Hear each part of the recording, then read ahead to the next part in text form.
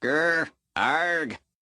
Hello there, and welcome to the season 3 premiere of. Did I say that right? No. Oh my God, fucking take 2. This is a season 3 premiere. Bump it up a notch. Bump it up Shut like up. you know what? Like you've just fucking strolled into Disneyland, right? This is a season 3 premiere. Bump that shit up. Come on. Okay. Act like you fucking want to be here, yeah? Act like you want to be here. Come on, act like you want to be here. Come on, let's do it. Do it. Ready? So, come on, let's do it. I just want to say I practiced this opening like 4 times today, and I still fucked it up. Yep. All right. Okay, so take 2. Hello there. Welcome to the season 3 premiere of the Mixtape Podcast, the podcast dedicated to deconstructing film from a screenplay writer's perspective. I'm your host for this week. My name is Marcelo Inestroza, joined as always by my fellow co-host and my Chadich, Dean Stark. And on this inaugural episode of season 3, we will be talking about a time travel. What the hell is that? We'll be talking about one of the. Shut up, Dean. Shut up. We will be talking about one of the finest movies to ever be made about time travel. We'll be talking about the 1985 film Back to the Future, directed by Robert Zemeckis. So, as we do every week, I will kick it to Dean to take us through a play-by-play of this fantastic film. Hello, and welcome to, like Marcelo said, season 3, the premiere. And we really wanted to do Back to the Future because it's an iconic movie. Everybody knows it. Everybody loves it. I've never met anyone that hates Back to the Future that goes, no, that movie's shit. And yeah. I think people will really, really enjoy it. And we hope you enjoyed season 2. Back to the Future, 1985, written by Robert Zemeckis and Bob Gale, directed by Robert Zemeckis. So the premise is Marty McFly, a 17-year-old high school student, is accidentally sent 30 years into the past in a time-traveling DeLorean. So the opening scene is basically just a room full of clocks, and as the camera pans, we kind of see all these makeshift contraptions turning on the TV. The coffee maker turns on. There's like a robot that like switches it on, but there's nothing under it, so the hot water just kind of pours out onto the floor. There's a machine that gets dog food, and when it gets dog food, it opens it, like this little robot opens it and pours it out into a bowl that's got the name Einstein on it. But it's clear, and I like this, that he showed it. It's clear that nobody's been there for a while because the dog food bowl is just like overflowing with food. So the dog hasn't been there, nobody's been there. So somebody comes in, we see their feet, it's Marty McFly, and he's looking for someone called Doc. We don't know who Doc is yet, but he's looking for them, and I don't know. He turns on, he puts a little mini guitar around his neck, and he turns on all these knobs, and he turns on a speaker. Now this speaker is bigger than him. It's the biggest speaker I've ever seen in my life. It's like fucking jumbo overkill, and when he strums the first note, he just gets blown across the room, and he's just like, oh, okay. So Doc calls and he says, Marty, you got to meet me at 1:15 a.m. at Twin Pines Mall. And Marty is just used to Doc being like weird, and he's like, yeah, okay, whatever. And he says, oh, and by the way, don't use the big speaker, which he already did. He's like, oh, fuck.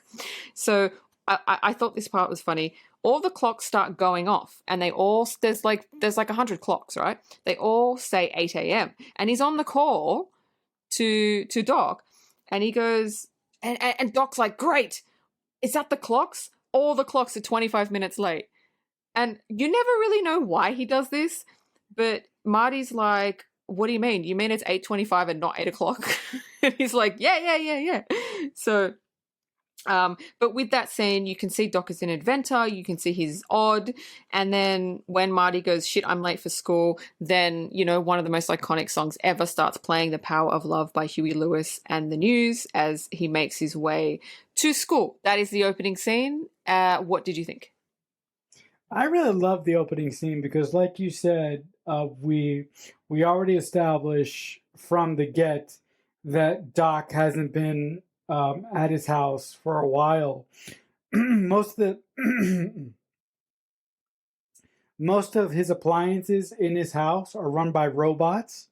Like the toaster is run by robot, the coffee pot is run by robot, the little robot hand that you mentioned that feeds food into Einstein's thing is run by a robot, and the house is a complete mess. So I really like the set design and how Robert Zemeckis showed what a awful state his house is in. And the other thing that I really like about the movie is that while Robert Zemeckis is taking us through Doc's house, and while Marty shows up, in the background you hear this news report about this case of plutonium that was stolen from a nuclear test site a couple days ago. And I really like that because that is giving us exposition, but that is giving exposition to us in the background. So it's like Back to the Future took a page out of the book from Soylent Green. That is the perfect way to do exposition. And like Dean also said, I love the scene when Marty hooks up to the amplifier and it blows up in his face. I love the conversation with that Marty has with Doc when he figures out that all the clocks in Doc's apartment are 25 minutes slow. So vis-a-vis Marty's late for school. I love all of that. I really, really do. I think that this movie gets off to such a good start, and it's only going to get better from here, folks. Yes. So that Marty gets to school, and then we meet his girlfriend Jennifer. I have a question for you. I'm going to be honest. I've only actually seen Back to the Future one other time before this. What? Yeah, what? because I'm gonna explain. Just keep your pants on, okay? I'm gonna explain, yeah. Because it's not my favorite in the trilogy. Back to the Future 2 is my favorite. So I've seen Back to the Future 2 a million times. Okay. I didn't really connect with the first one or the third one, but the second, I don't know why. Like, it's not that they're bad. They're awesome. I love them. But the second one, that's my Back to the Future 2 is my jam. It's my jam. Okay, that's your jam. Right. So my question for you, I don't know if you know this. So we meet his girlfriend Jennifer. Now, in Back to the Future 2, it's a different Jennifer. Do you know? Yeah. Why did they recast? Do you know anything about that? I don't know. I didn't. Because she was too tall. Who? The original one. Yeah. The original Jennifer was too tall, so they wanted to get a girl. They wanted to get a girl that could pretty much be at the same height as Michael J. Fox, which is a kind of a bullshit reason, because not to get on a diatribe about Back to the Future 2, but what they do with Jennifer in Back to the Future 2 is so fucking stupid. Yeah. They kind of bring her, and then what they do with her is fucking, it's so dumb. And we're gonna talk about it at the point when we talk about Back to the Future 2, but it's so dumb. Yeah. Oh, well, that's a stupid reason. I mean, why didn't they just cast someone in the first place that was his height? No disrespect to the actress who plays Jennifer in Back to the Future 2 and in Back to the Future 3, but I prefer the first Jennifer, the Jennifer in this film. I think the problem I have with the Jennifer in this film is there's not much. She's only in a few scenes. There's not much of a character for her at all. So you don't really get to know her you don't really get to see her acting skills. So we get to school. He's with Jennifer. We meet Jennifer, and he's walking down the hall, and then the principal, this is so weird, gets in his face, but actually gets in his fucking face. like literally nose to nose. He just fucking hates him. I mean, he fucking hates him. And it's almost to the point where it's kind of like he's really quite aggressive towards Marty. And it's like, he's at the point where it's like, he'll punch him out if he has to. It's just, it's a shock that that's allowed to happen. And that, I don't know, I felt like it was a lot. Yeah, but but I don't think high school principals, like, why would they, even in the 80s, like, why would they do that? So it gets in his face and he's telling him, you know, I know McFlies, I knew your dad, you're going to fail, you're all going to fail. Like, what kind of a principal does that? Like, it's just really bizarre. I know they wanted to set him up to be a dick, but oh my God, that was like a lot. And Marty's just standing there with Jennifer, is basically like, yeah, are you done? Like, can I go now? Like, he's used to it. He's used to his principal coming up to him, berating him and telling him he's a piece of shit, basically, telling him he's a big fat nothing. And then he goes to audition for a band. And he's lead guitarist, and they start playing The Power of Love by Huey Lewis. And I've only seen this movie once, so when I saw that Huey Lewis was actually one of the judges, I was like, oh, I know him. And I was like, oh, that's cool. So he is, folks. If you don't know that, go back and watch the scene. But they start playing, and then Huey Lewis stands up and goes, no, it's too much. It's too much. It's too much. Yeah. And I thought that was quite funny. And then Marty is quite down and he's quite depressed, and because this is what he wants to do. He's kind of just wants to be in a band and play guitar, and he tells Jennifer, you know, he doesn't feel like he's ever going to get the chance to play, and it's all he wants to do. Before I move on to the next scene, what did you think about the school scene and the whole audition scene? No, I really love the school scene because this film does something so wonderful.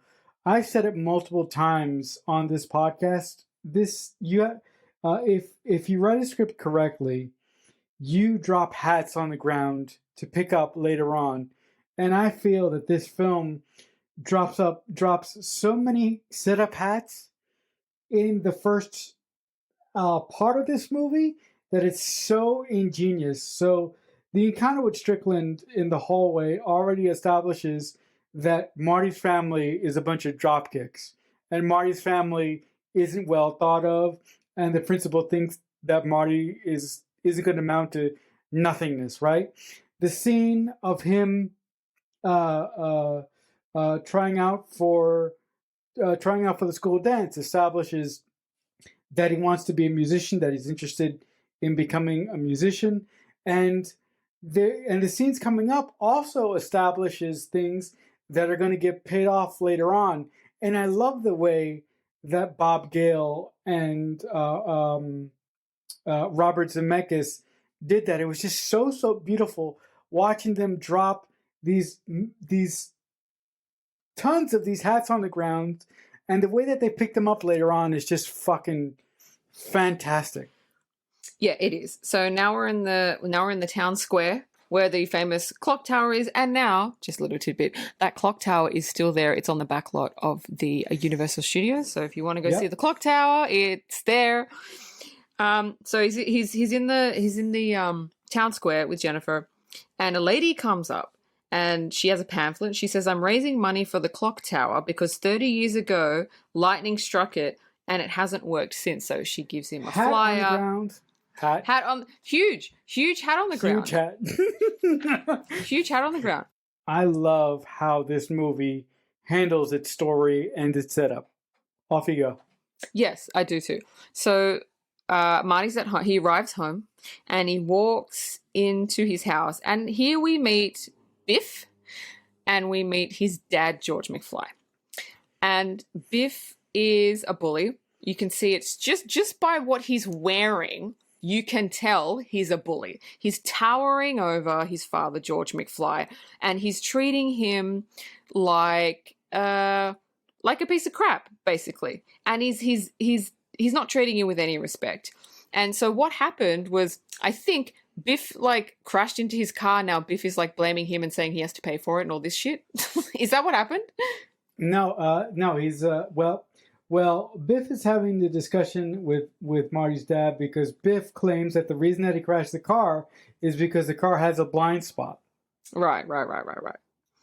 the thing that makes Biff look like a fucking asshole is not only because of the clothes that he's wearing, Yeah. it's not only because he's towering over his father, but if you notice throughout the scene, Biff moves around his house. Biff moves around Marty's house like he owns the place. He goes into his fridge without permission. He takes candy without permission. I mean, he just oozes fucking asshole. Yeah.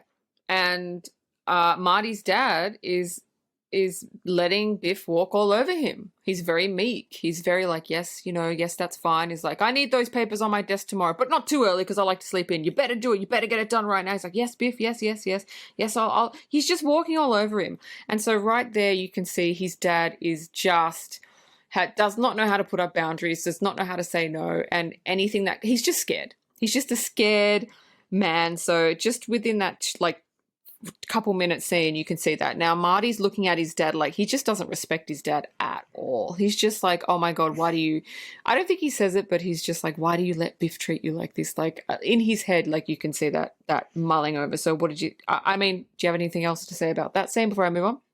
I don't think that Marty is Marty is kind of upset because his dad lets Biff walk all over him, but I think Marty is really upset because Biff just wrecked the car that he was going to use to take Jennifer up to the lake. So Marty needed that car. Yeah, he did. So I think just real quick. Yeah. So I think it's twofold. I think Marty's upset because of the way that his dad's being treated, but I think he's more upset because of the car. Yeah. I mean, you're probably right about that.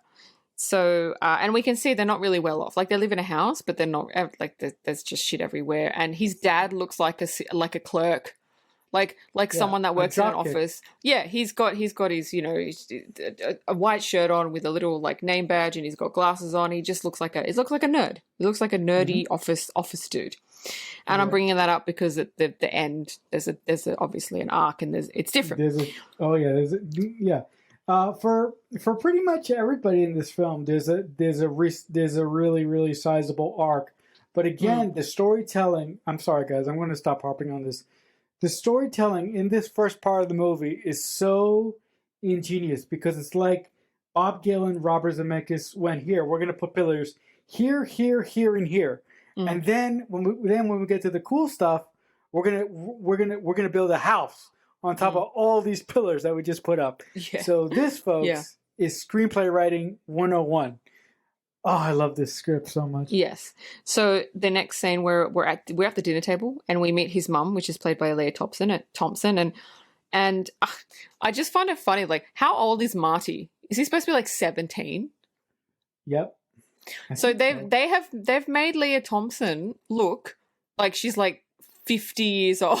I just find that really, I find that quite funny. It's like, and they do this all the time in the 80s. They make the parents look obscenely older than they would probably look in real life. But anyway, the makeup's good. It just makes it look really old. And she's telling the story of how, sorry, did you want to say something? No, I'm sorry. Go ahead. No, you can say. What did you want to say? No, but also the other thing about this scene is when we first get introduced to Lorraine, Marty's mother. She not only looks old, which Leah Thompson is not when she did this movie, but they also make her out to be a drunk. So yes. she not only has to play old, but she also has to play a drunk. So we meet Leah Thompson and his brother and his sister, which are kind of like dropkicks. She's complaining that she never gets a date. You know what I mean? They're dressed like just sloppy, jumpers and do you know what I mean? Like sweatsuits and shit like that. Yeah. Like nothing. I'm bringing this up because it turns at the end. So everything turns. Everything turns at the end. So anyway, she's telling Leah Thompson, the mum, is telling the story about how she got with the dad at the Enchantment Under the Sea dance, and that's where they had their first kiss. And the reason they went to the Enchantment Under the Sea dance is because her dad hit him. Her dad hit George with the car. So that's kind of how they met.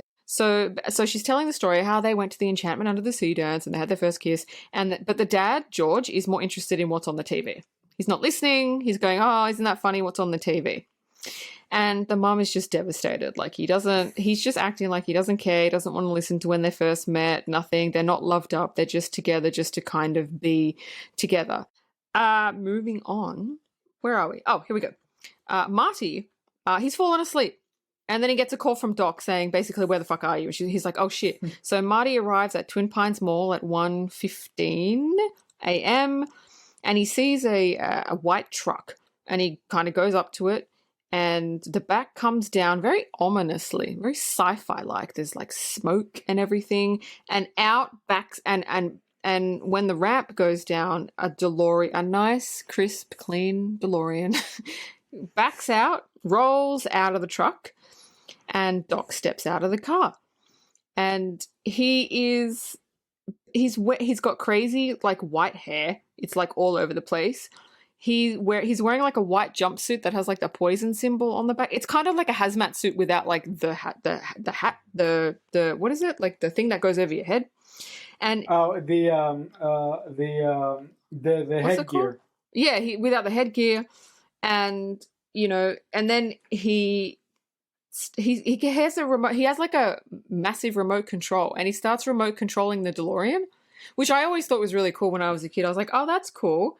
And I when I was a kid, I actually believed that was possible. I was like, where's the remote controls for the big cars? And they're like, dang, that's not real. That's not a thing. So he's controlling the thing with a remote control. He puts his dog Einstein in the car, right? And he's controlling it, and then he accelerates the car. It hits 88 miles per hour. And he's like, when the car hits 88 miles per hour, some serious shit is going to happen. and then the car races towards him and Marty goes to move him. Doc's like, no, it's okay. And Marty's like, there's a car racing towards us. And as it gets to them, it hits 88 miles per hour and vanishes. And he says he sent the car back 1 minute. No, sorry. He sent the car 1 minute into the future. And then after a minute, the car then slides back into view. And he goes up to it, opens it up. See, Einstein's fine. For Einstein, it was only a minute. Like it was, he only felt like it was a second. And so he gets Einstein out of the car and he shows Marty how it works. And he says, you program like where you want to go.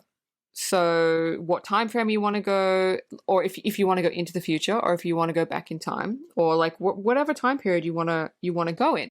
If you had a time machine, where would you go? In the past, where would you go? What would you like to see? Who would you like to meet? Tell me. Yeah. I would probably do two things. From a selfish point of view, I would save my dad from dying. Oh my god. Sorry. Okay. Sorry. I didn't mean to get that deep. I would probably save my dad from dying, so I would probably jump to the day before he got shot while he was working in the garage and just prevent him, stop him from going there. Would you like to know what I would do if I had a time machine? Yes, what would you do? Well, the first thing, because I like history. Okay. Oh yeah, that's right. I forgot that. No, there's one more thing. Go for it. I would want to go see the Titanic being built. Beautiful. Perfect. Yeah. Yes. That's it. What were you going to say? There's a lot of things that I would do, but the things that come to mind, because obviously like you can go back and change things, but that's not good. I wouldn't change anything because it is the way that it is for a reason. So changing anything is not up to me, but I would like to experience certain things. So the first thing I would do is I'd go back to ancient Rome and see a gladiatorial fight at the Colosseum. That's the first thing I would do. Oh, that's awesome. Right? That's the fucking first thing I would do. Because I think that is so fucking epic. Like, that's epic. Like, I've been to the Colosseum and you can feel the energy. Like, it's crazy. Really? It's massive. Yeah. The Colosseum is massive. That's so cool. Yeah.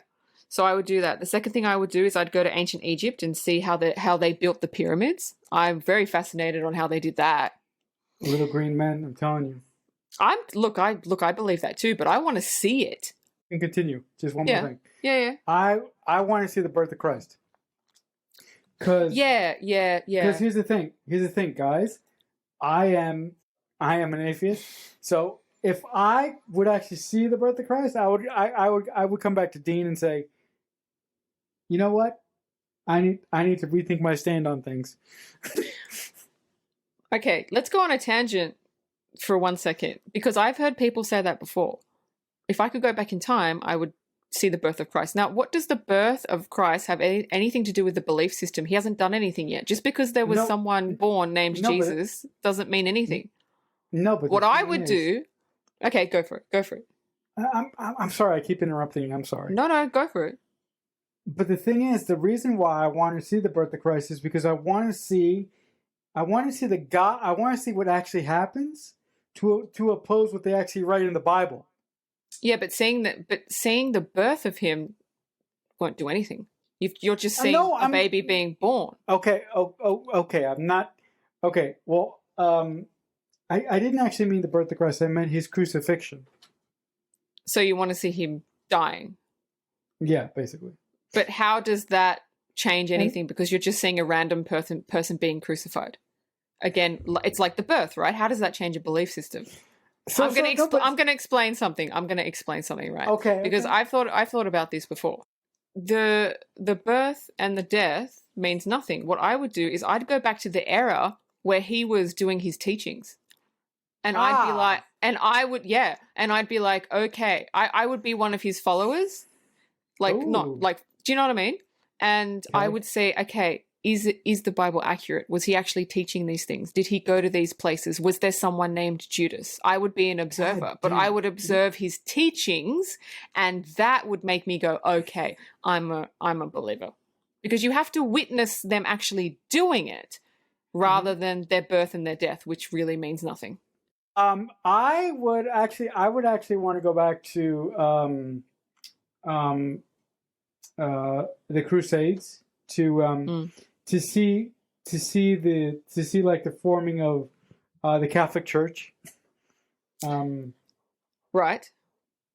Because I want to see how they came up with their initial teachings and things like that, and how they figured out how to, basically I would want to like see the birth of Christianity. So the birth of Christianity wasn't with the Crusades. It was way before that. It was. I'm sorry. All right. It was the Catholic Church wanting to take over Jerusalem, and thus the Crusades. But the Catholic Church had actually been established for hundreds of years before that. Research, babe.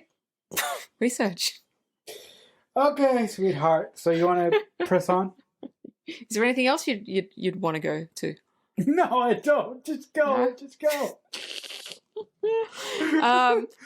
So once he shows Marty how it works, I don't like this next scene. It's pointless. It's the only scene in the movie that I go, makes no sense. There's a van that drives towards them, and Doc yells, "Oh my God, they've found me! They've found me!" No, it makes sense. No, it doesn't. Let me tell you. Okay, yes, I'm gonna finish the scene, and then you're gonna tell me why it makes sense, and then I'm gonna tell you why it doesn't make sense. Right? And so there's a guy. The van comes towards them. There's a guy there's like a what is it, like a fucking sunroof, and he stands up and he's got an AK-47 and he starts shooting at them, and then Doc's dead. They shoot Doc. They try to shoot Marty. The fucking gun jams. Marty jumps into the DeLorean and floors it until it's and programs it to 1955 until he hits 88 and disappears. Yeah. Marty does not program it. Doc's already programmed it. Doc already programmed. Yeah, Doc already programmed it before, and while Marty's escaping, he accidentally turns the time circuits on. Yep. When Marty is running away from the Libyans, he has no idea that the time circuits are on in the car. He must have, because then he floored it, and he was going. He wasn't even going out onto the road. He was flooring it towards the building. So he was going to crash if he didn't know that the car was going to disappear. No, but he didn't know the car was just going to disappear, because if he knew the car was going to disappear, then why the fuck did he freak out when all of a sudden he found himself in the goddamn middle of a cornfield? I'm gonna tell you why. I'm gonna tell you why. Are you ready? All right, fine. Tell me why. I'm gonna tell you why.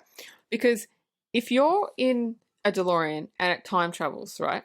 Even though you know what it's gonna do, you haven't experienced it yet.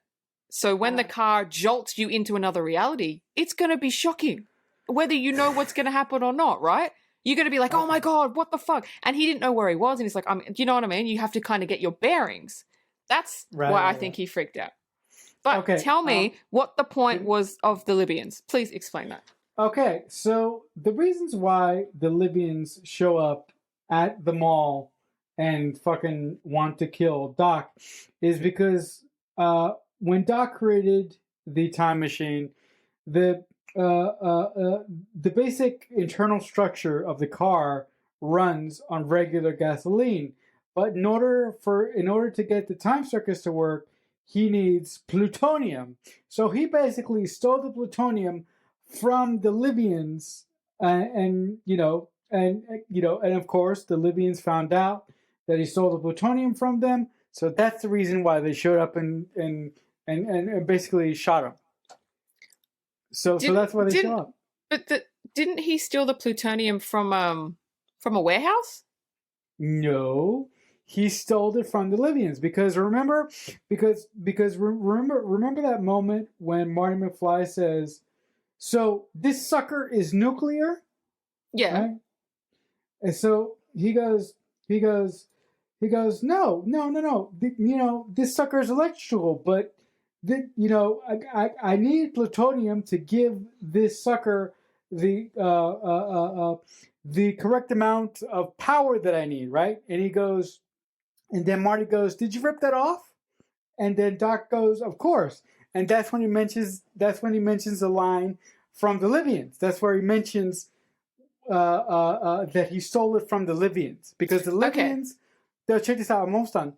The Libyans wanted Doc to build them a bomb, but instead of Doc building them a bomb, he basically gave them a bunch of parts from a pinball machine. Okay, so that makes sense. But what the other part of that doesn't make sense is it was on the news, and Marty calls the Libyans terrorists. So why would a news story be saying plutonium was stolen from Libyan terrorists that are in America? Why would that be a news story? It wouldn't be a new story, because why wouldn't the police be? No. I think why is that a thing? No. I think that was Bob Gale and Robert Zemeckis taking a little bit of a creative license, because as the news story is being broadcast in Doc's apartment, if you look under when Marty first comes into Doc's apartment, he puts his skateboard on the ground.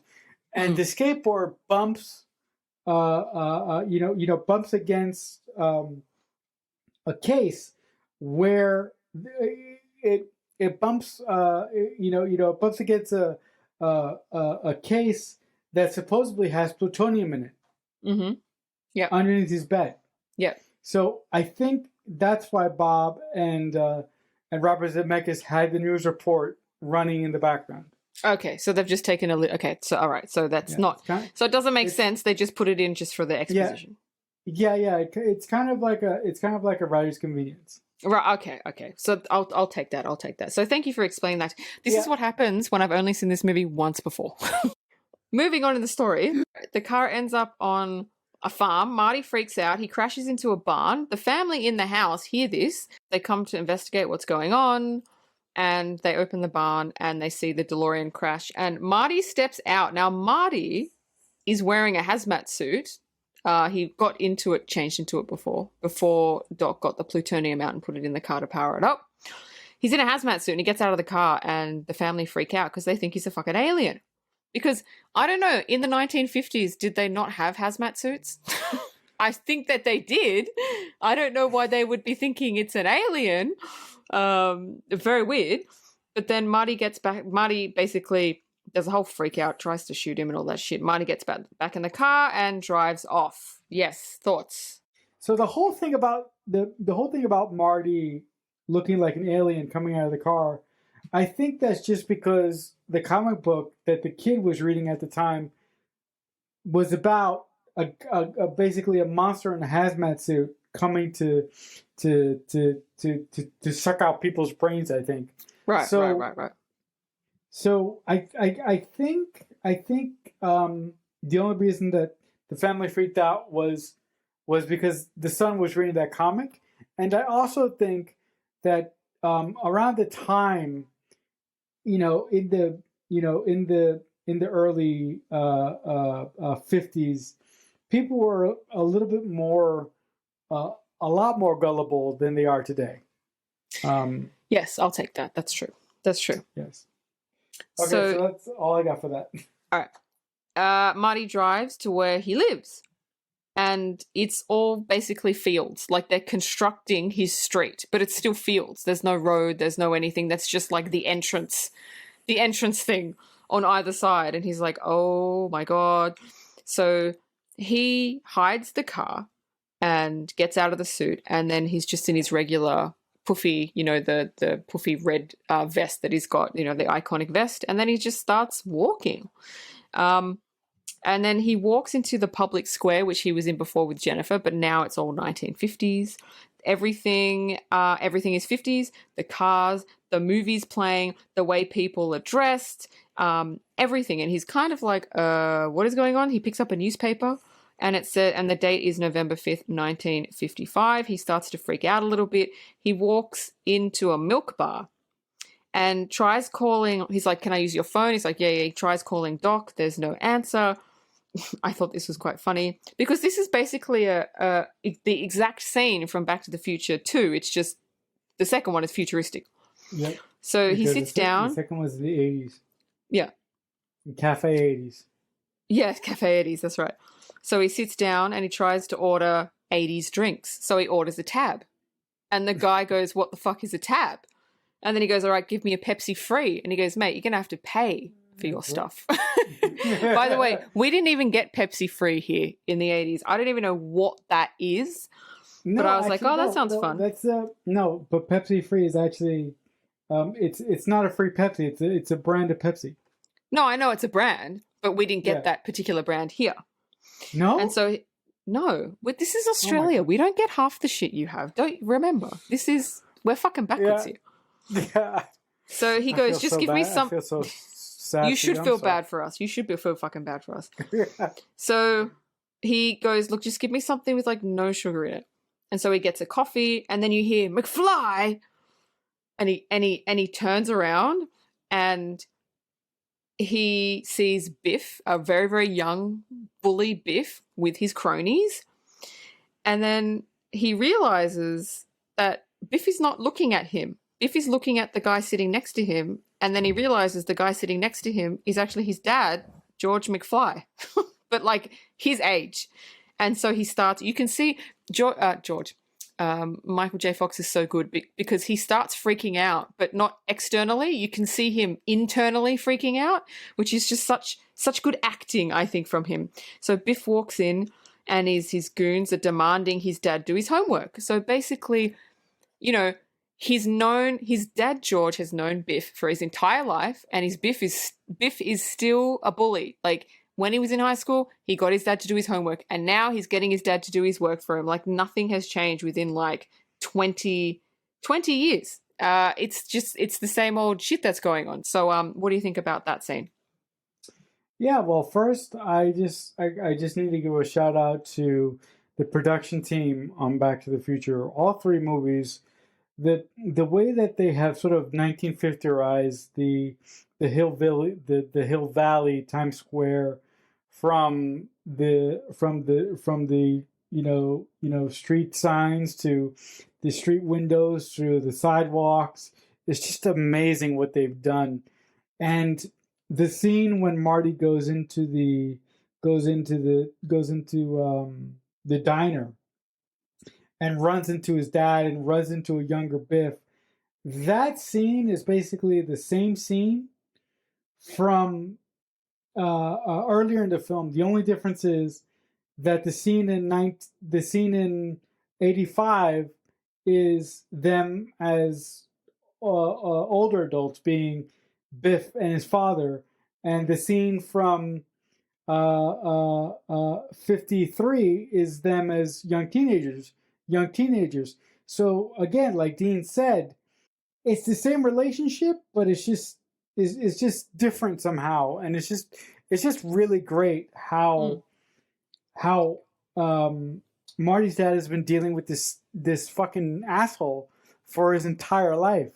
And I also love the point that you said, where once Marty realizes who he's sitting next to, he doesn't verbally freak out, but you can see it on his face. He's losing his shit. And I absolutely love it when Marty chases his dad outside of the diner, and he calls him Dad by accident, and nobody notices it. Yeah. It's just a wonderful scene. So I really love that scene. The way that scene parallels the first scene between Marty's dad and Biff is just great. Yeah, it is. So he follows his dad, and he sees his dad as a peeping Tom, basically. He's pretending to birdwatch. He's watching, is he watching Lorraine get changed, or is it just a random chick that he's watching? No. Lorraine lives across the street. He's watching a random chick. Right. So he's watching a random chick in the car, and Marty goes across the street and he gets hit by a car, and he wakes up to see his mum, Leah Thompson, but she's his age. So look, the way that they've aged Leah Thompson is amazing, because what she really looks like, she looks like 16. Which is how she looked back then, but the aging makeup was just so good on her that it's not that you believed she was 50, it's just that you probably didn't know she was that young, and she is. And I didn't. No, I didn't either. So she's his age. He starts freaking out. She keeps calling him Calvin. He's asking, why do you call me Calvin? And she said, because it's written on your underwear. He starts freaking out. He's like, why did you take my pants off? Because you would fucking freak the fuck out. And she's looking at him like she's just got stars in her eyes for him. She's just like, oh my God, like, he's amazing. And he can feel this energy, and he's just like, nope, this is not good. So he puts, yeah. No, I'm sorry. Go ahead. No. I feel like you're really struggling, that you want to say something. So go on. Say it. What do you want to say? Okay. Sorry. Just say it. Okay. God, I'm gonna have to do so much work. Okay. So the key thing about this scene is that basically what Marty has just done is change the course of history. Because if you guys remember, in the diner scene at the beginning of the movie, drunk Lorraine tells a story about how Lorraine met their father, and how was that? He got hit by a car. But here's the thing. In 1953, Marty saved his dad from getting hit by the car. So essentially, Marty has now taken the place of his dad. And that is going to create some complications that are going to be cool. Off you go. Correct. I was actually going to bring that up later, but sorry. You clearly wanted to bring that up right now. Oh, because there is a scene later on where it dawns on Marty, because Doc is asking him, well, do you change something? And he's like, no. And then it dawns on Marty, oh my God, the car's supposed to hit my dad. I was going to bring it up then, but you've, spoiler alert, you've brought it up too early. Oh, man. Now go in the naughty corner. You've done a bad thing. So damn it. Look, I know look, I'm going to tell this scene very quick, because I know you're going to tell me everything I've missed in it. So Marty goes downstairs. No, you will. Marty goes downstairs with like his mum's there, and obviously his grandma and his grandpa, which we don't actually meet ever, but they're there. And there's a family, and they're a family. They're eating dinner. His uncle's like a little boy. I think his auntie's there, little boy. Like, it's his whole family, but like they're like kids, and they're watching TV. And on the TV is obviously the same thing his dad was watching, and his mum is giving him sexy eyes, and then grabs his leg, and Marty freaks out. So, go on, go for it. Yeah, it's just that's just a really great scene that picks up a lot of hats that were laid on the ground in the scene with Marty and his family in 1985. It's a really, really great scene. So Marty asks directions to get to Doc's house. And the next scene is Marty is at Doc's house. Doc lives, is he rich? He lives in a fucking bomb-ass house. Oh my God, it's fucking massive. Yeah, And I don't know how it's never established yet.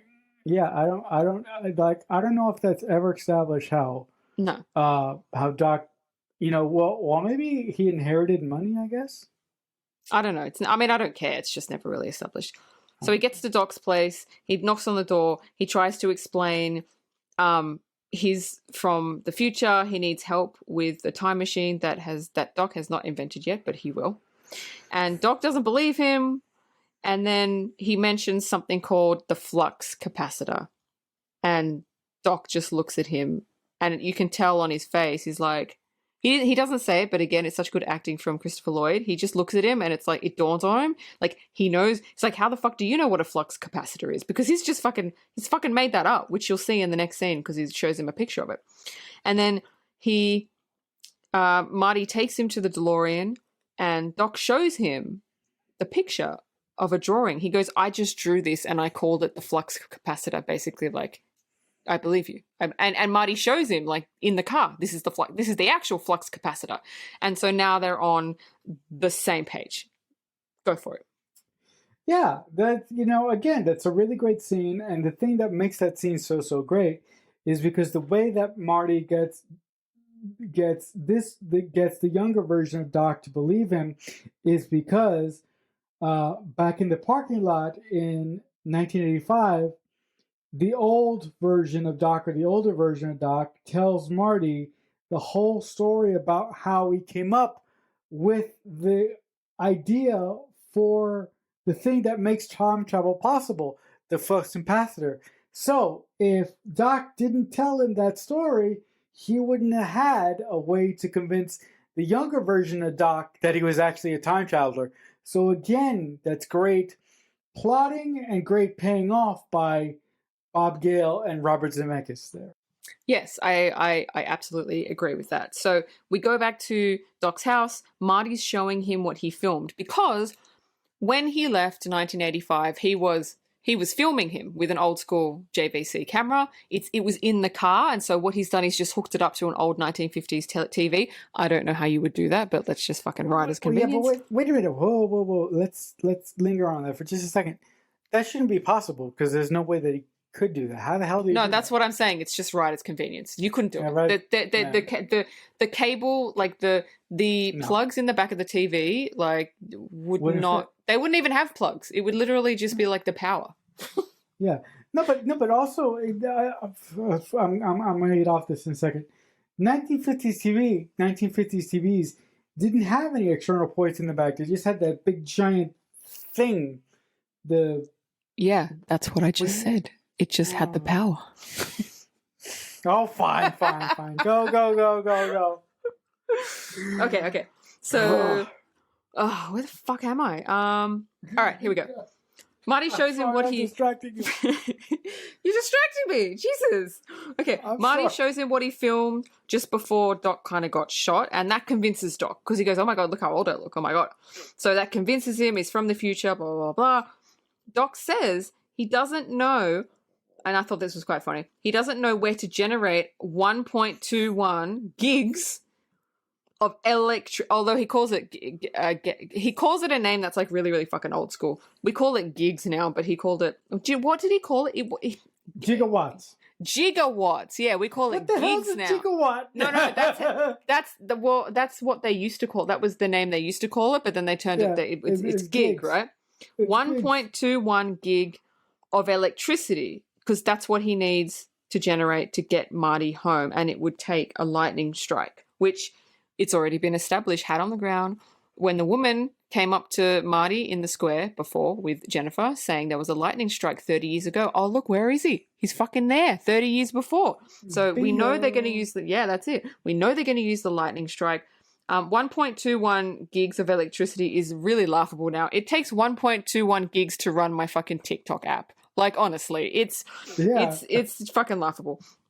So anyway, Marty takes out the flyer that the woman gave him. He still had it in his pocket to save the clock tower.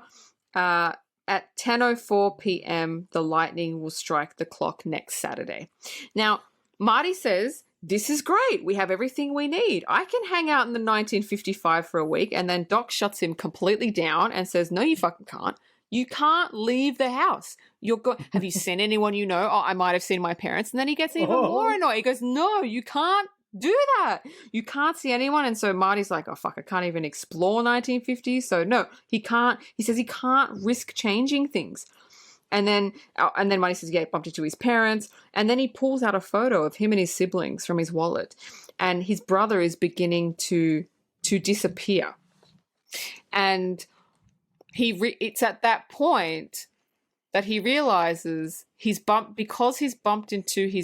realize the car thing yet, but he realizes because he's bumped into his parents, he's changed something.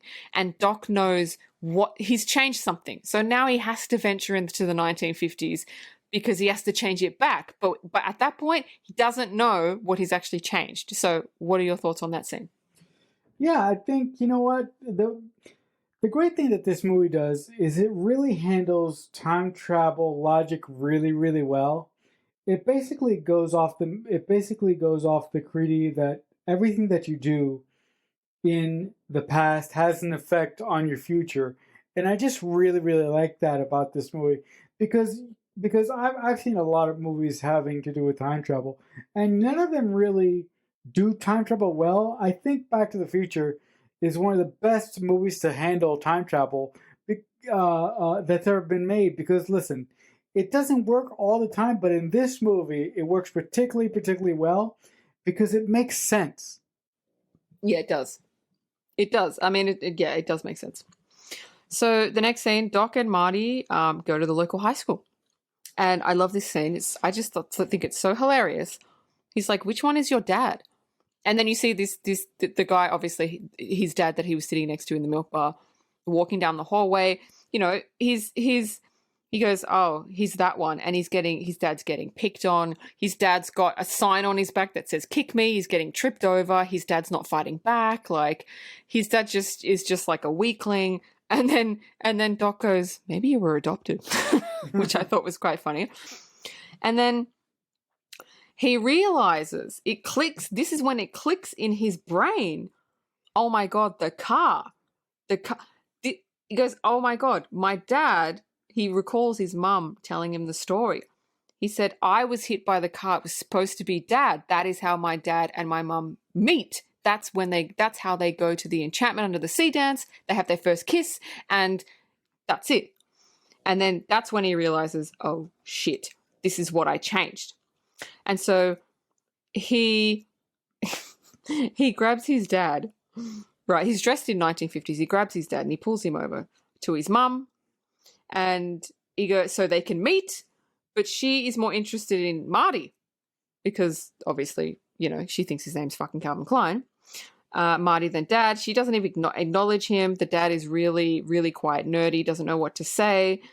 And then the bell rings, she runs off and she says, oh my God, isn't he a dreamboat? Like, about Marty, which is her son, which is like so fucking horrible. And then this is still the same scene. And then Doc and Marty are trying to figure out like how, like, it's not going to be that easy, just introducing them. It's just not. So how are they going to get his parents together? And this is what made me absolutely fucking piss myself laughing. Because it's so true. Doc says, all right, well, what do your parents like to do together? And Marty goes, I don't know, nothing. which is so true, because when you think of your parents, like, they do nothing. Like, what are they? You don't know them as people. You know them as parents. So he's like, I don't know, nothing. Like, he does it. It's so true. You just think that they're just, they're people, but you don't know anything really about them.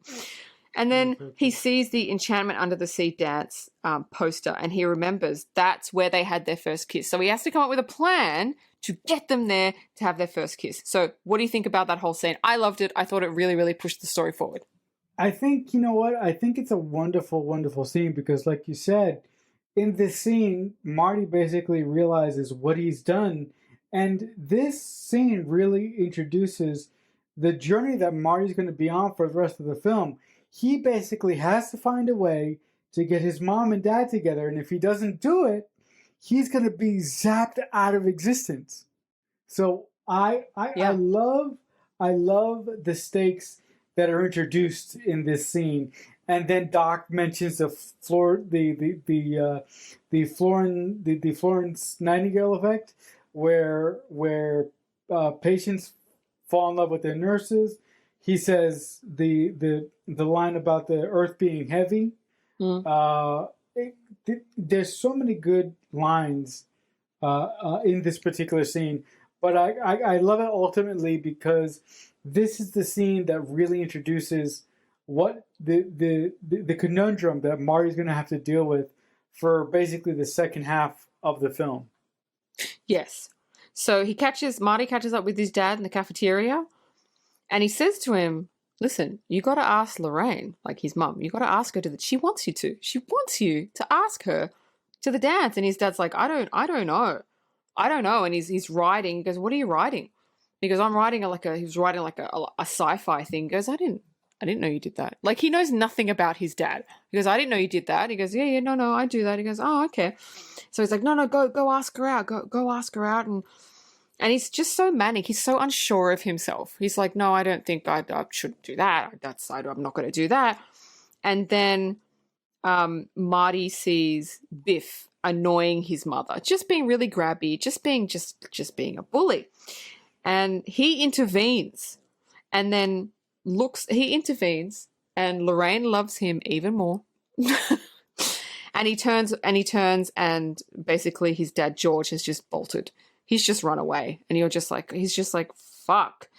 So his dad is, on top of being like unsure of himself, he's also a coward. Anything that pops out at him, anything that he can't handle, he just runs away. So that scene just made Lorraine love Marty even more and realize that she doesn't like George. So it's like he's just made it even more difficult to get them together. What did you think?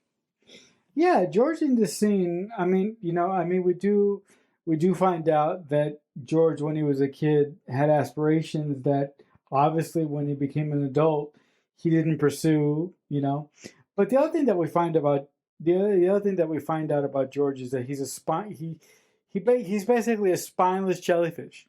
He runs away from confrontation.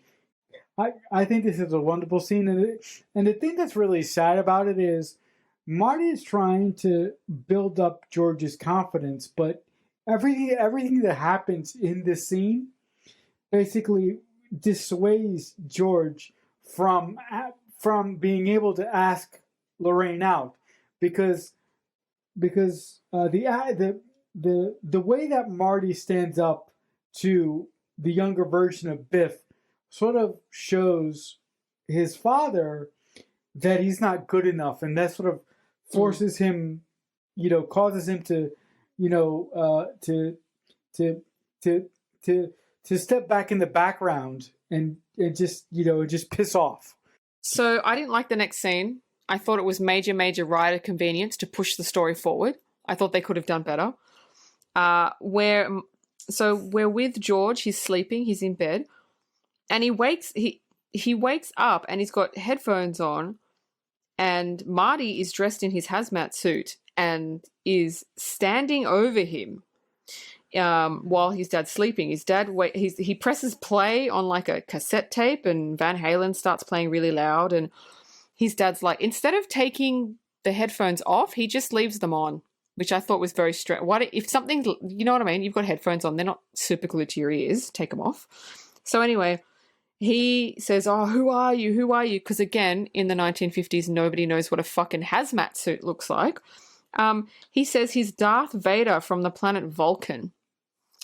And he'll melt his brain if he doesn't ask Lorraine to the dance. And listen, this George is not 10 years old. If it was a 10-year-old, totally understand. This is a 17-year-old guy. Whether he's spineless or not doesn't matter. Why? And the next scene is like, he's like, oh my God, I got a visit from Darth Vader, from like Vulcan and blah, blah, blah. Obviously, he doesn't know what Darth Vader or Vulcan is. That's fine. But I don't know how, I don't like it. It doesn't work for me. What about you? No, I mean, look, I've seen this movie a billion cajillion times, but today is really the first time that I watched it as a screenplay writer. And I don't like the scene that much either. You know why I don't like the scene that much either? It's not because of the Vulcan line or the fucking Star Wars line, and it's not even because the fact that George can't even take the fucking the headset off. The fact is, the comic book that he's reading, the image on the comic book looks a lot like Marty in the hazmat suit, and it's the second time that the art department has done that in this movie, and I don't like that. It still doesn't make sense, because so you're reading with the family in the first scene, it makes sense with the little boy, because he was reading it and he goes, oh my God, that's real, because your brain's not developed. This is a 17-year-old man who's reading a comic book. That's fine, read comic books, no issue. But obviously it's not real. It's a comic book. So why would you believe that is something? I don't know. It doesn't work. Again, you can, look, this is definitely writer's convenience, but again, you could fall back on the sort of thing that people in the 1950s weren't that sharp, I guess. I guess we can fall back on that. So his dad meets up with Marty, or George meets up with Marty the next day. He tells him the whole story about, oh my God, this guy Darth Vader from planet Vulcan visited me, and now I have to ask Lorraine out. Otherwise, he said he'd melt my brain, which is very like a 10-year-old thing to have. Anyway, we've talked about this. So he goes into the milk bar and he sees Lorraine sitting with her friends, and he goes up to her and he's fumbling. She's like, yes, like, what do you want? And he's like, and Marty's standing there like, fucking come on, fucking ask her. And then Biff comes in. Biff is literally like always there when he doesn't fucking need to be. And he enters with his cronies and he tells him, hey, McFly, I told you never to come in here again. And Marty's like, fuck. Like his whole, again, Michael J. Fox's whole demeanor is just like, fuck, again? Jesus. Like, my life depends on this. This guy keeps coming in and fucking shit up. So as Marty approaches George, as Biff approaches George, Marty trips him, causing a chase. And the chase scene is pretty cool. It's around the square. Marty runs out and he finds a boy on a makeshift skateboard that's got a thing attached to it. Obviously, skateboards weren't a thing back then. He took the wooden thing. It's just like a wooden plank with like wheels on it or something. But Marty uses it as a skateboard, and nobody's ever seen anything like that before. So I find the chase scene quite funny, because he's using the skateboard. He grabs onto the back of a car, which is what he did in the beginning when he was going to school, when The Power of Love was playing.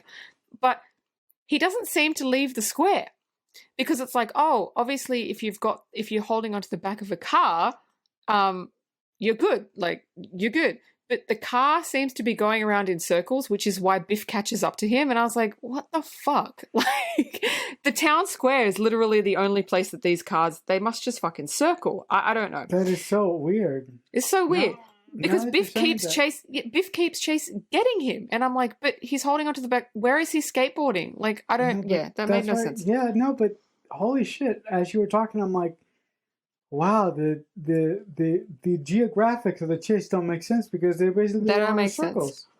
No. And of course, this makes Lorraine watches the whole thing. This makes Lorraine love Marty even more, because he's stood up to the bully. He's running away from Biff, and Biff gets in his car with his cronies and basically crashes into a manure truck. And Lorraine is like, oh my God, Marty. Oh my God. Like, in her face, she's just like, oh my God, I love him, which makes things even fucking worse. And Marty's like, fuck, everything he tries to do it makes things worse. So what did you think about that? Yeah, no, I mean, look, I love the scene. I love the scene in the diner because when George and Marty step in, the diner's popping, the diner's full of students. So yeah, I just think it's a really good scene. The chase scene with Marty making a makeshift skateboard out of the thing that he takes from the kid in the square is really good. But hearing Dean talk about the geography of the square itself is like, I'm not sure about that. But look, that's something a little bit minor. But other than that, I thought the scene was action packed and it was well done. Yeah, I liked it. So we're back at Doc's house with Marty, and Doc is explaining. He's got all these. He's set up a model of the town square. He's got a little car, and he says, "I want to show you how the lightning strike is going to work, where you need to be, where I'm going to be, what's going to happen." So he explains how he's going to use the lightning to send Marty home, and he's got the toy car, and the toy car basically bursts into flames, and it's funny because Marty's like, and he's like, fuck. And Doc is like, well, that's not going to happen on the day. Marty's like, oh my God, I'm going to fucking die. How do you know? Yeah, exactly. And then Lorraine knocks on there's a knock and it's Lorraine. And he's like, how the fuck did she find us? And then she goes, oh, I followed you. And it's like, oh no. And she asks Marty to the dance, which is also fucking awkward because she tells him she wants a strong man to protect her. And that's when Marty goes, okay, I can use that. And so the next part is Marty is with George and Marty comes up with a plan. He goes, I know how to get Lorraine to like you. He comes up with a plan that to make George look like a hero by making it look like he's saving her from like him. So But George is just such a moron. He's like, I don't know if this is going to work. I don't want to do this and blah, blah, blah. And Marty is, you could see Marty having just a brain aneurysm about this. Like, he's literally going, in his head, you can see, like, I am going to die if you don't do this. But obviously he can't say that. But you know, they're on a time clock. Do you know what I mean? He has to get this done. So you can see he's just like stressing about it. But what say you? Yeah, look. The thing that I love about Lorraine's behavior throughout this whole movie, especially specifically in the thing that I love about Lorraine's behavior in the 50s in this section of the movie is because when we first met Lorraine in 1985, she said that she never did crazy stuff when she was a kid. And obviously, her behavior in the 1950s is a complete opposite of that. Yeah, we will see. I don't know. I think maybe she just doesn't remember. Probably. I love that Marty takes what Lorraine says and uses that to give George confidence and how he comes up with this whole plan about going to the prom with his mother and acting a little bit funny and setting up a scenario where his father can save his mother from him, which is like 50 Shades of Ex Machina. It's weird, but I love how he concocts this plan, and also I love how unsure his father is about this whole plan, and I love how Marty continuously has to sort of walk around the issue that he needs this to happen, and if this doesn't happen, he's going to die. But like you said, he can't outwardly say that. So I love how he constantly figures out ways to sort of dance around saying that. Yes, I do too. It's just a testament to Michael J. Fox's acting. So we're with Doc, and he's setting up for the lightning strike. And Marty's there. He's dressed for the dance. This is the night of the dance, and he's writing him a letter telling him about his death, and puts "Do not open until 1985" on the envelope and slips it into Doc's coat. That's just a little short scene that will come back later. So now we're at the dance. We're in the parking lot, and Marty is in the car with his mum. They've just pulled up, And first his mum starts, like, takes out alcohol and starts drinking it. And he's like, oh my God, like, Michael J. Fox is so funny. He's like, he's got that look of like, I'm so uncomfortable right now. He's like, what are you, why are you, and then she lights a cigarette and he's like, oh my God, no, what are you doing? What? And he's internally freaking out and you can see it in his face, but he's trying not to freak out. He's such a good actor. And then she kisses him. It's so funny. She kisses him. God. And but when she pulls away, his face is just like, kill me. Just kill me now. Just put a bullet in my head. Like that's his face. It was just like, I want to die, cannot go on living because my mother has just kissed me. But what she does is she pulls away quite quickly and she goes, I don't know what it is, but I feel like I'm kissing my brother. Like it just feels weird. And he's like, oh, that's good. That's good. Yeah, I don't know what it is. It feels like I'm kissing my brother. So there's Biff shows up again and basically opens the door, pulls Marty from the car and gets in the car with Lorraine. And his cronies have what's his name? Marty. So Marty can't do anything. And then Marty's dad shows up and he's unsure. Then sees he's unsure of what's going on. And he kind of walks up and and this scene is actually really, I don't know. I find it's awful. I find it very full on because the shot that they've used, it is. The shot that they've used is her legs are up in the air. You can't see anything her dress is. And Biff is on top of her. So basically he's trying to rape her. I mean, he's not even just trying to like kiss her. He's trying to rape her. Yeah. So, that's a lot. It's very very uncomfortable because like you said, Biff is basically the biggest fucking jackass that you can imagine. Yeah. And the way that he treats Lorraine in the scene is awful. And the thing that makes it even more sad, when George opens the door, Lorraine is out of breath. She's like, George, please help me. Like, yeah. It's just so awful. It's awful. I don't know. I don't know. I feel like that was full on. For such a lighthearted movie, that was a lot. And so what's his face? Biff gets out of the car. And she gets out too, and George is still standing there like, because Biff just towers the fuck over him, and he's just so intimidating. Like, he's just really big and stocky, and George is like this little guy. And then Biff pushes... Pine pole. Yeah. George is like skinny. Yeah. And then Biff pushes Lorraine, fuck off, pushes her down. She gets pushed down onto the ground, and then she looks up and she's obviously hurt. And that's when George just goes, oh no, now you've, like, him trying to rape her, totally fine. but when Biff pushes her to the ground, that's it. That's the last straw. And then he balls his fist up, pulls it way back, and then just hits him in the face, and Biff just fucking goes down. And Lorraine swoons because that's what she wants. She wants to protect her. And it's like, finally it's happened. So that's it. That's that scene. Yeah, look. It's a really great scene, but you know what? I kind of have a problem with the fact that, George finally gets his wits about him when Biff pushes Lorraine to the ground. Here's the thing.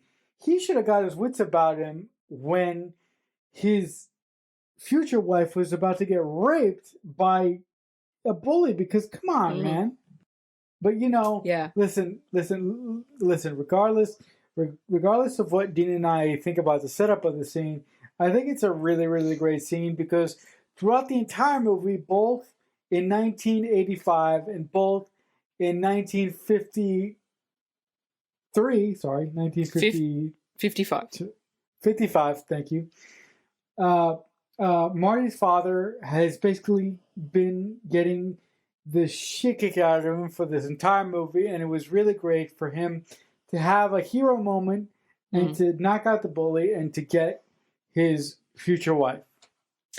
Yes. So moving on, Marty, the cronies have locked Marty into the trunk of the band that's playing at the school dancer's car. So they get him out, he gets out, and he looks at his family photo, and it's still fading. And he's like, oh my God, what do I do? And then he remembers, they have to have a kiss at the dance. The kiss is what seals it. And so the guitarist for the band has hurt his hand and is unable to play. And Marty steps in and goes, "Oh, I'll play the guitar." And this is his moment, because at the it's the arc, right? It's the want, it's the need. So that's all he has ever wanted. He's wanted to play. And finally he's going to get that chance. I love how they did that. I did, because I remember when I first watched it, I was like, how are they going to bring it back around? But they did. Oh yeah. And I thought that was great. So what did you think of that? Yeah, it's a really great scene. And again, the brilliant thing that Bob Gale and Robert Zemeckis have done throughout this movie is that everything that they have set up in the first part of the movie, they paid off in the second part, and everything worked gloriously. I loved seeing Marty have to become the bass player for the band. I love the whole Johnny Be Good sequence. I love the part when Lorraine and George are on the dance floor, and that fucking dumbass redhead comes and sort of takes Lorraine away from a few moments. But I love how George gets his wits wits back about him, pushes him down. They kiss. Marty pops back up, and his family is restored. I love all that shit. Oh, so I can just skip over the next 3 scenes then. So just reiterating, Marty enters the dance. He sees his parents dancing. They kiss. The photo is restored. Now he gets to play the guitar the way he always wanted to. So he gets his want, he gets his need. He plays the song Johnny Be Good, like Marcelo said. I like this scene. One of the musicians calls his brother Chuck Berry and tells him, "Hey, I have a song for you," which for people don't know, Johnny Be Good is by Chuck Berry, which I thought was quite funny. Later on, Marty sees Lorraine and she tells him, "Oh, she's going to go with George. Sorry." And Marty's like, "No, great. Go with George. Fantastic. That's fine." So after that, after he gets his parents back together, Marty's with Doc and he explains basically the semantics of how the lightning strike is going to work. Doc finds the letter that Marty wrote about like his death in his pocket. He tears it up and Marty's like, no. He's like, "No, I don't want to know anything about the future. You can't tell me. It'll ruin everything." And so he tears it up in front of Marty. Marty's just fucking devastated. Marty gets in the car. He programs the DeLorean to go back before Doc died, like 10 minutes before he died, so he can save him. Marty floors it, and at 88 miles per hour, the lightning strikes and he's gone. Look, the scene is a little bit longer because there's a whole thing where Doc can't get the electricity to go, and I mean it's a great scene. It's difficult to say, but that's basically the gist of the scene. That's the short version of it's a great scene. The shit that happened, but it's a great scene. But off you go, Dean. Marty's back in 1985. He sees the van with the Libyans that shot Doc, but the DeLorean won't start. How convenient. And so he's like, "Oh, fuck." So he gets out of the car and he runs, but it's too late by the time he gets to Doc. He's been shot. The scenario's already played out. He kneels down and then Doc opens his eyes and sits up. And he opens his hazmat suit and he has a bulletproof vest on. And Marty's like, "What?" And then Doc pulls out the letter Marty gave him in 1955. He's sticky taped it back together. And he's like, "Oh, well, whatever." Yeah. Basically, he's like, "Whatever. It is what it is." Yeah. I don't know about that, but off you go. What do you mean? Are you so sure that you could sticky tape a letter back together piece by piece? I'm not too sure about that. Oh yeah, what do you mean? I've done that so many times. Really? Yeah. Okay, like in high school and when people actually wrote on paper. Yeah. You can rip something into 1,000 bits, and if you have all the bits, fuck yeah, you can sticky tape it back together. He only ripped it into like 4 or 5 bits. Yeah, oh yeah, you can. Okay, all right. Clearly, you've never had to sticky tape paper together before. No, but it can be done very, very easily. All right, I'll take your word. I'll take your word for it. So the next morning, Marty wakes up in his bed and goes downstairs, and he sees his living room very, very different, very not poor. It looks very, very, very posh. And he's like, "What the fuck is this?" And he sees his siblings. His brother is in a suit. His sister is, I think, also in a suit. And she's talking about, "Oh my God, all the guys want to talk to me." Whereas previously she was like, nobody wants to date me. And he's like, "What the hell?" And his brother's like, well, this is what I always wear to the office. And Marty's like, what the fuck is going on? And then his parents walk in all loved up and basically dressed as if they have money. She looks a lot younger. So I like what they did with she's not an alcoholic. She's not, stressed out or anything, They love each other, and he's like, what? He looks like he's got confidence. He walks with confidence. He's totally different demeanor. And then Marty looks outside and sees Biff, and he's wearing a sweatsuit, and he's waxing his dad's car. And his dad is like, Biff, 2 coats, please, this time, and I'll know if you don't. And Marty's standing there like, what the fuck has happened? And then, so everything's changed. And his dad gets a delivery, and it's his new science fiction book. So he was writing that in high school, and obviously in his previous life, he just forgot about his dreams. And in this one, he's actually written the book, and he's like, don't give up on your dreams, which I really, really like the setup and payoff of that. And the whole dynamic between him and Biff is like completely like opposite now. Biff is like his little bitch, which is quite cool. And so then Marty goes outside, and he sees that his dad has bought him like a brand new truck that he's wanted. He's like, whoa, what the fuck? This truck, this is what I want. And then Jennifer's there. Doc shows up saying he needs Marty to come with him back to the future as his kids need help. So they get in the DeLorean, and the DeLorean can fly now because he's been in the future. So he's modified the DeLorean. Now the DeLorean flies, and the DeLorean flies away. That's the end of the movie. Yeah, no, you know what? I love the end of this movie because it basically shows every the example that Marty set while he was in the past affected everything in the future. And I think that's the best version. That's one of the best versions of time travel that can be done in the movie because it's not convoluted, it's straightforward, and it's well done. Sure, it is wish fulfillment to the nines, but I don't care. It worked for this movie. Also, I really like the tag at the end of the movie, setting up a possible sequel that we know that they did. As much as I love this movie, I think I'm with Dean. I think I love 2 that much more. Yeah, the other thing I forgot to mention is the DeLorean now doesn't need plutonium to work. It now just works on rubbish. Yeah, it does. Yeah, because of the hover conversion that he got done. Yeah. Which I think is like way funnier and way cooler. Yeah, it's way cooler. But Dean, do you want to kick it to your trivia? Sure. So Robert Zemeckis actually owns all the rights to all the Back to the Future films, and he has said multiple times, as long as he lives, there will be no remakes or reboots, which is so cool because I keep thinking, why haven't they done the Back to the Future reboot? Because Hollywood fucking wants to do that bullshit. Of course they want to fuck it up. So I'm really, really, really happy. Johnny Depp auditioned for the role of Marty McFly. Ooh. Okay. I don't know how that would have gone. I don't know. I think every Back to the Future person knows that Michael J. Fox wasn't the original Marty McFly. Eric Stoltz was until they let him go. But actually, Eric Stoltz and the actor that plays Biff, they didn't get along at all. They didn't like each other. So, because reportedly Eric Stoltz was a little bit of a method actor. And and they got halfway through the shoot before they realized, oh fuck, this isn't working. This doesn't work.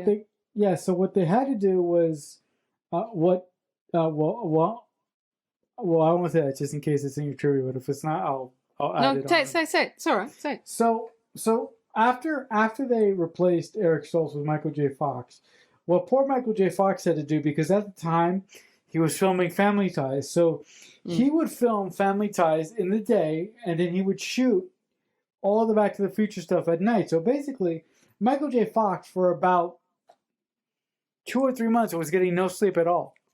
Because he would work in the day, and then he would work on Family Ties, Family Matters.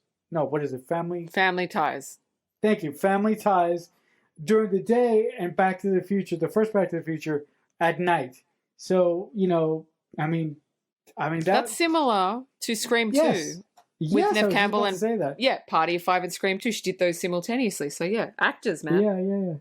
But also, legend has it that Eric Stoltz can still be seen in some parts of the movies because it's said that um, uh, um, when they cast Michael J. Fox, what happened? What they did was they filmed all of his coverage, but what his actors are what his co-stars are reacting to is Eric Stoltz's side of the conversation. I don't know if I explained that right.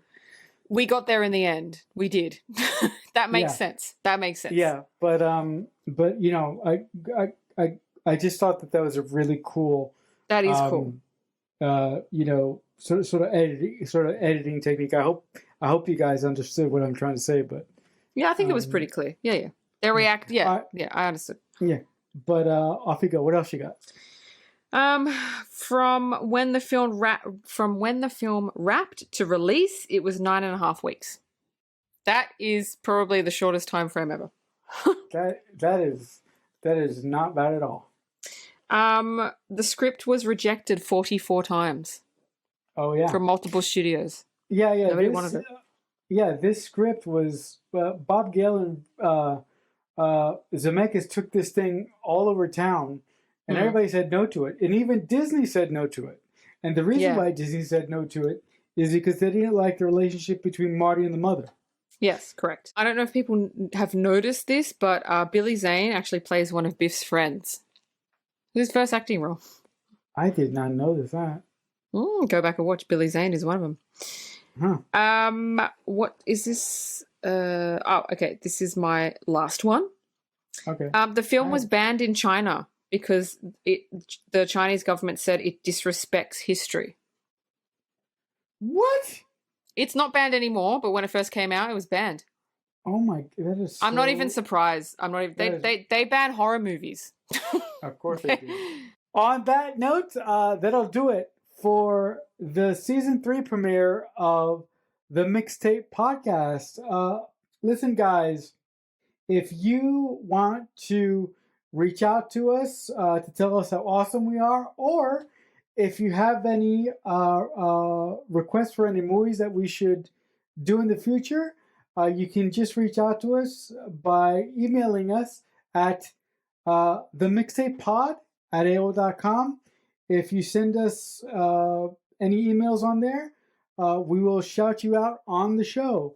But lastly, if you're going to come back next week for episode 2, we will be discussing the classic horror parody film, Scary Movie. So until next time, as I often say, if someone is ever kind enough to make you a mixtape, that must truly mean that they love you. The Mixtape Podcast is a Balloonhead Productions presentation.